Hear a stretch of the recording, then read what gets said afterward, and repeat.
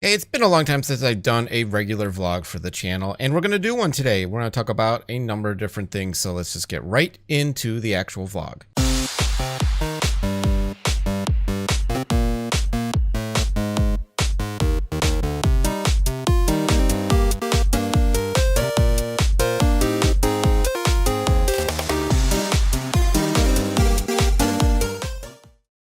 First and foremost, if you have not seen any of the PC build vlog episodes, go ahead and check them out. I will actually link to the playlist right above. You can see that from the very start, which is not really that good, to the very end, which is not much better, but you can see there's a little bit of progression as I move along. Now, this is the first vlog I am recording with OBS on the new computer. And I wanted to do it for a couple of reasons like this. I wanted to use this older style because, one, I want to see if I can pick up. The computer is,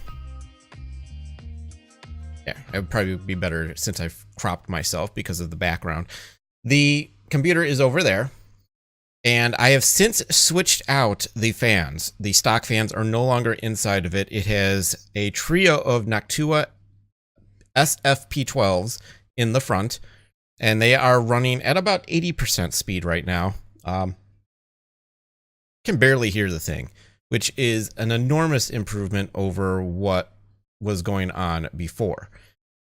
In the back is a Corsair AF140 red LED fan. That too has also been toned down a little bit. So these fans are not running at the 100% that they were running at. And that was part of the reason why I wanted to do this. I wanted to change out the stock fans, partially because in the front, I wanted to put some PWM fans and I wanted to attach them ideally to one header. Now, I went ahead and connected them to the high amperage fan header that is on my X99 A-II motherboard. And that was because while I probably could have gotten away with putting them on a regular fan header, I wanted to put the Corsair fan onto one of the headers as well to use DC control since it's not PWM. And I felt like it would be kind of silly to put the Corsair into the high amperage, which is right there underneath the Corsair fan, while the three fans that are actually going to be using more power are sitting on a regular fan header. So I went ahead and did that, and I spent a lot of time tweaking the fan curves. And I think I've come up with something. Now, I've sacrificed about 3 to 4 degrees of temperature cooling in the case by doing this, but it's almost virtually silent. I can barely hear this thing now.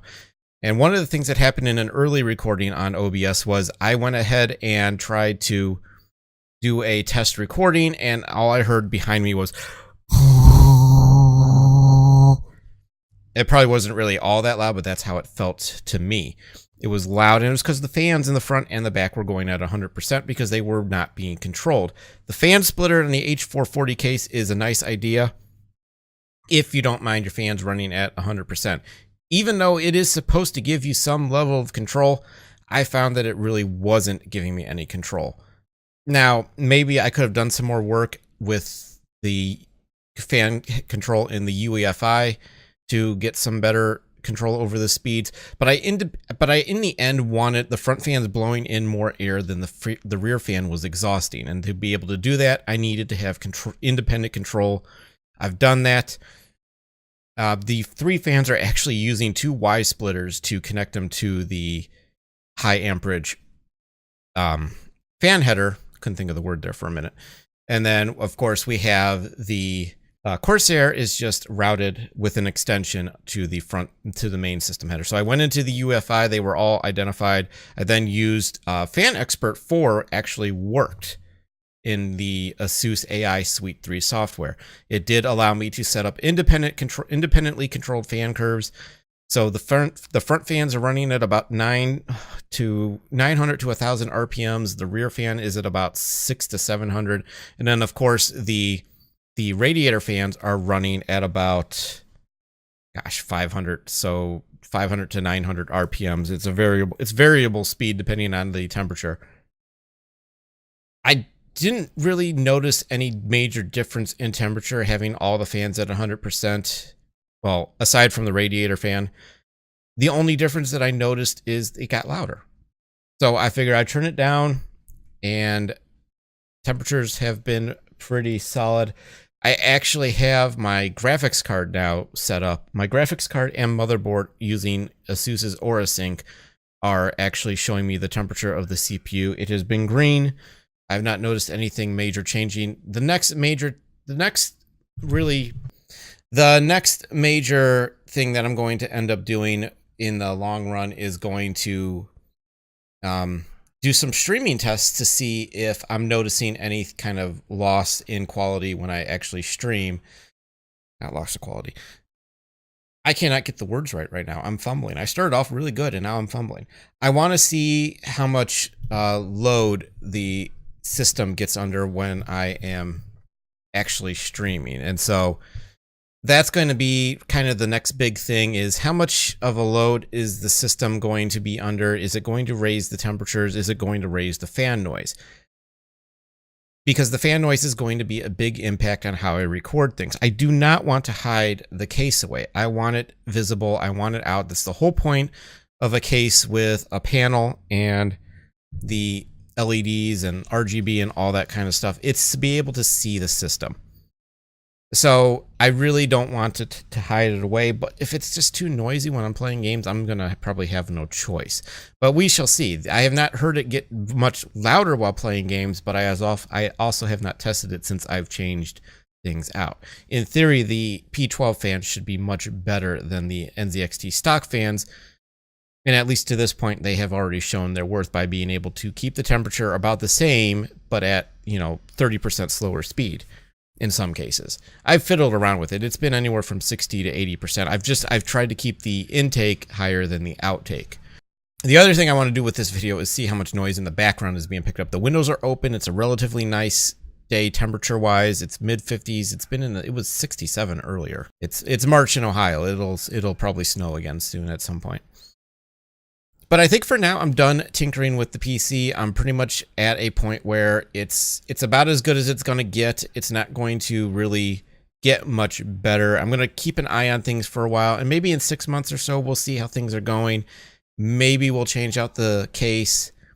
I really initially had been just trying to decide between the H440 and the Fractal Design R5. I may still switch it to the R5. I also like one of Fantex's case. There's a lot of nice cases out there, and there's probably some with better airflow.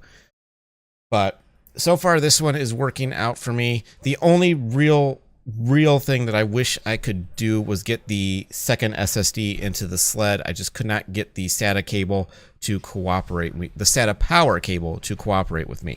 All in all, though, I am impressed with the system. It has operated fairly well.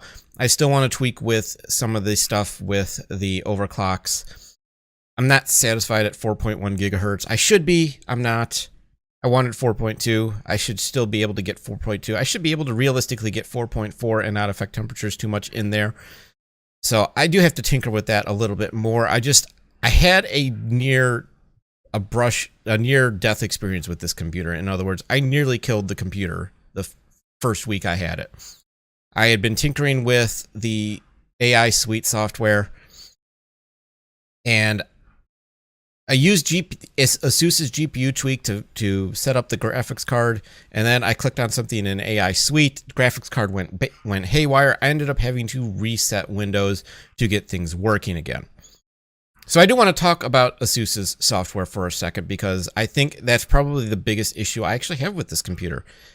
And I think it's an issue that everybody who uses manufacturer software, ASUS, Gigabyte, MSI, they all have their flaws. And ASUS's are no different. They definitely have a bit of a flaw. One of the big flaws is they actually seem to kind of conflict with each other. Doing something in GPU tweak and then clicking on something in AI Suite 3 made my graphics card go bonkers. The other thing has been a continuously reoccurring issue where ASUS's AuraSync software, which is used to control the lights in the motherboard and the graphics card, can suddenly start spiking and using 10 to 15% of your CPU, and the only way to stop it is to kill the process. Once you kill the process, though, you cannot open the software back up until either the computer shuts down and starts back up, restarts, or you actually put it to sleep. I did have it restart on me after putting the computer to sleep overnight. The next day it was working again. But if you kill the process, you can't get back in there, and at some point the lights in there will start going wonky on you. GPU tweak, although I think this has been fixed on some of the versions, is notorious for not saving your profile. You set up your overclock, you set up all the stuff you want to do, you save it, you shut down your computer for the night, you restart the computer, and your settings aren't there. That is something that has happened a few times. It supposedly has been fixed. I've not had a chance to test it with the latest version, but I did close the program and open it back up, and my settings were still saved, which is a step in the right direction. In AI Suite 3 overall, it does some things pretty well. The fan expert software, the fan expert portion of it is actually pretty reasonable. I'm not really sure how well it does it actually overclocking. It doesn't actually like run into a blue screen of death when it's trying to do an overclock. It has like some error where some file is missing when it gets to 4.2 gigahertz, and it can't proceed forward. So that's where the overclock stops. It's not blue screening. It's not running into anything that you would expect a overclock that's too high to run into. It just isn't finishing its initial test, which is kind of odd to me that there's something that's cropping up at 4.2 gigahertz, but not at 4.1 gigahertz. So that's why I do want to kind of go in and manually adjust it myself. Other little things I've talked about in other videos, and I just whacked my microphone with my hand. The cam software is a little buggy. I do like the cooler. I think the NZXT X62 Kraken is a nice cooler. At some point, I do want to dabble in some custom water cooling solutions, but those are costly and they are more complex. And if you do it wrong, it could end very badly for you. I don't know that I want to do that. I also still have some tinkering to do with DxTory, some minor things, the things I've talked about in the final thoughts video. But I did want to do another vlog because things weren't done, and I wanted to kind of talk about it in here rather than spending 5 minutes talking about, hey, I put new fans in, and hey, they work. I wanted to talk about how building a computer is fun and stressful, and dear God, if something goes wrong, what do I do? It's interesting, though, to read forums and see people have just multitudes of issues. Motherboards that aren't working, CPUs that get fried by bad settings, and just all the various little things that can happen. And for me to be able to have everything working in this system, it is a breath of relief. It is a sigh of relief. It is something that I am just really glad I don't have to concern myself with. But I don't want to drag on too long. There's really nothing else new to talk about. I have actually not touched my Xbox in a few days. Poor thing has been moved from over there to over here and everywhere else in between. I still might have to move the microphone. I had the microphone plugged into the USB hub, but there was some crackling going on. I don't know if it was the hub. Actually, the hub itself could like shut down for a moment and then start it back up when I was trying to move the webcam over. Seemed a little weird, not really sure what that was all about. So I took the microphone out of the hub, put it back onto the actual regular USB port in the back of the computer, but I may have to move it because I don't know if having it's right now, it's to my left, and I may have to put it back to my right, but there could be some issues there as well. We'll see. I still have to figure some things out, but we're getting there. I have played some games. I've tested a few games out. I'm probably going to be picking up PlayerUnknown's Battlegrounds here soon, and I'm actually going to be ready to start doing some gaming. I've got to finish up Ori and the Blind Forest. I've committed myself to finishing it on the laptop because that's where I started. Especially since I've noticed, I thought that this motherboard had Bluetooth capabilities built in, but apparently it doesn't, or it's something I'm going to have to look up because to use this guy, I have to use Bluetooth. Or I have to buy a USB wire to connect it. I really don't want to buy a wire. The whole point of doing this was to be able to use USB. I may just buy their USB dongle and just say the fudge with it because Bluetooth was a little wonky to begin with. And they do sell a dongle. But for now, if I want to, I can still use this. Ooh, look at that. get closer and it eases up a little bit. I could still use that. That's my Xbox 360 controller, and that will do it. But I think that's going to do for this episode. There's not much to talk about personally. I'm still waiting for things to roll in terms of the housing situation. And I might be really tired this week is the other thing. I might be really tired this upcoming week. I have a lot of overtime potentially coming up. So we'll see how this all goes. In the meantime, though, that's going to do it for this vlog episode. Hope you enjoyed it. Hope you check out more. Hope you subscribed. Again, if you haven't seen the PC build, go ahead and check it out. I will continue to do updates in the PC build vlog as I do different things to the computer. So if I ever add anything or change things around, future updates will probably be there. If you haven't already, consider supporting me on Patreon. I will, as soon as I have someone supporting me, start doing patron exclusive posting. There's no real point in hiding it right now because nobody to show it to anyway, and I don't have anything really riveting to put out there for people to be like, oh hey, if you become a patron, this is a really cool thing you can read right now. So consider it, won't you? And I will catch you in the next vlog. So thanks for watching. I'll see you guys next time.